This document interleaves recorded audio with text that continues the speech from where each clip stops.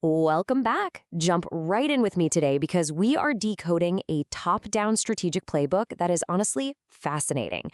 We're looking specifically at how the International Brotherhood of Electrical Workers, or IBWs, can secure a specialty license plate in the state of Georgia. But listen, even if you aren't directly involved in state politics, what we're really unpacking in this explainer is a masterclass in how to bypass massive administrative roadblocks by taking your case straight to the lawmakers. So here's the million-dollar question to kick things off. How do you bypass impossible red tape? I mean, have you ever stared down a multi-year administrative process filled with huge financial hurdles and just thought, there has got to be a better way? Well, today, we're going to see exactly how you can sidestep years of bureaucratic frustration with a single, perfectly executed legal and political maneuver. Here is our roadmap for today's explainer. We've got bypassing the red tape, the legislative fast track, strategic revenue choices, crafting a winning narrative, steps to legislative success, and overcoming political roadblocks. Let's get right into it.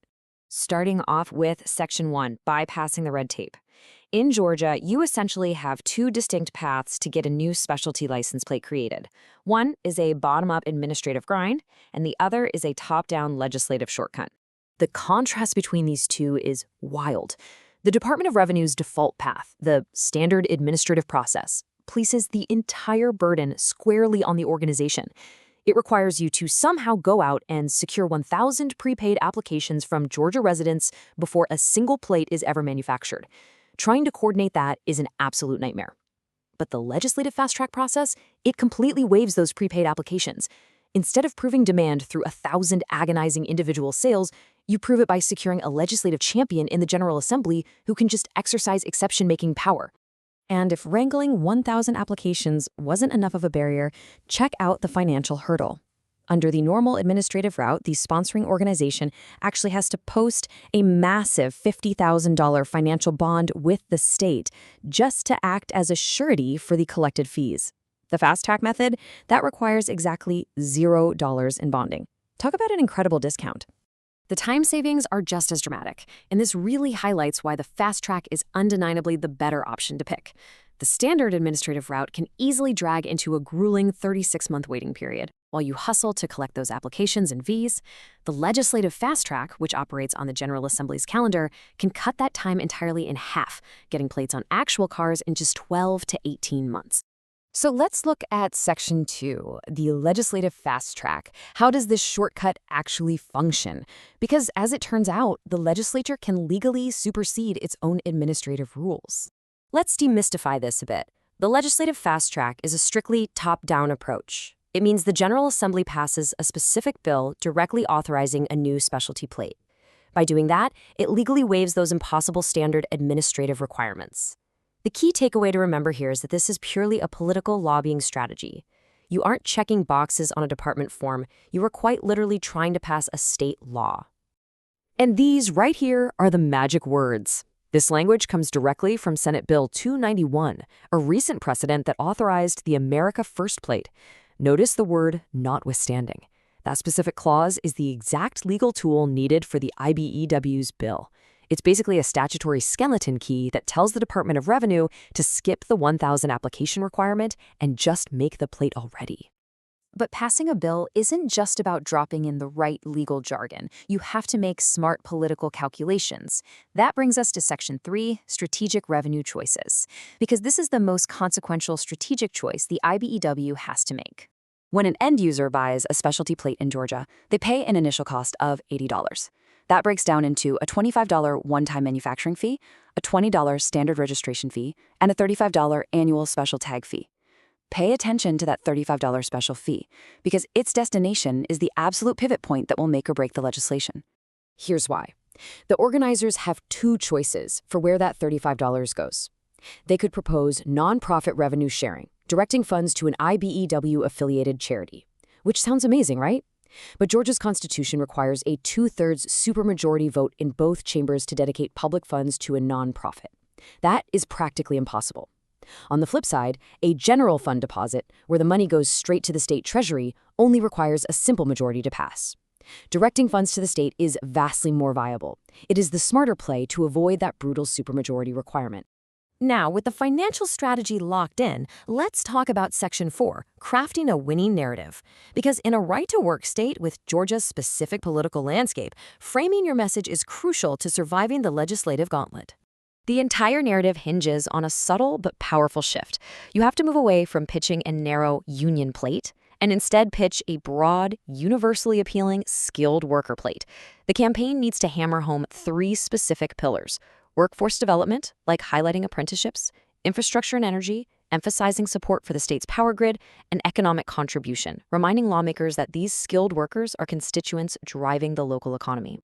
And that messaging strategy is exactly how you build a winning bipartisan coalition. You target pro-labor Democrats because they're ideologically aligned. They're going to provide that vital baseline of initial support. But to actually pass a bill in a Republican-controlled legislature, you absolutely must win over pragmatic Republicans. You do that by leveraging that exact economic, workforce, and infrastructure messaging we just discussed, appealing directly to shared interests. All right, we have our legal strategy, our revenue plan, and our narrative. Let's shift gears and look at Section 5, Steps to Legislative Success. This is the exact playbook to get there, moving this bill from a simple idea all the way to the governor's desk. It's a 6-step process. Step 1 is pre-legislative preparation, designing the plate, building the briefing packets. Step 2 is arguably the most critical, securing a sponsor to champion the bill. Step 3 is surviving the legislative gauntlet of committee hearings and floor votes in your first chamber. Step 4 is navigating the second chamber, basically repeating the process. Step 5 is final passage and snagging the governor's signature. And finally, Step 6 is working with the Department of Revenue on implementation. But you have to map those steps against the completely unforgiving calendar of the Georgia General Assembly. Prep and sponsor cultivation happen in the summer and fall. The bill has to be introduced in January when the session starts. Mid-March brings a massive deadline. April and May are for the governor's action, and by June, you're working with the DOR on manufacturing. Let's talk about that mid-March deadline for a second. That is known as crossover day. It is the ultimate do-or-die moment in the middle of the legislative session. A bill must pass its originating chamber, House or Senate, by day 28 of the 40-day session. If it doesn't cross over to the other chamber by that exact day, the bill is dead for the entire year, no exceptions. The stakes are incredibly high. Of course, no legislative campaign is perfect. Things will go wrong. That brings us to Section 6, Overcoming Political Roadblocks. Let's look at how to proactively soften the hurdles that will inevitably pop up. There are 4 primary threats here. First, political opposition, which you counter with that broad, skilled worker narrative. Second, committee bottlenecks, where a chair just refuses to hear the bill. This is exactly why securing a sponsor who sits on the relevant committee is crucial. Third, plate viability sunset clauses, where lawmakers worry the plate won't actually sell. And fourth, strict Department of Revenue design and trademark rejections. To solve that last threat, the strategy is super simple. Engage the Department of Revenue early. Seriously, even a beautifully passed bill can be completely derailed by a copyright issue. State law requires that the sponsoring organization grant the state the right to use its logos at no cost and provide a hold harmless agreement. Getting this done early is a non-negotiable legal requirement, so you literally don't trip at the finish line. And what about the worry that the plates just won't sell?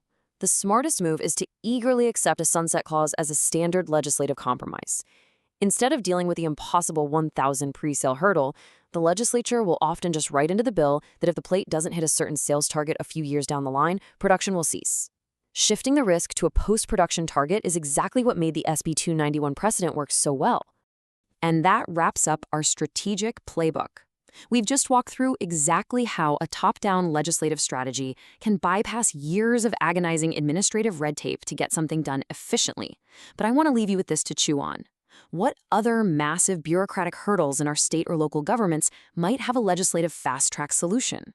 If you can simply change the rules with a well-placed bill, where else could the strategy be applied? Think about that, and I'll catch you in the next explainer.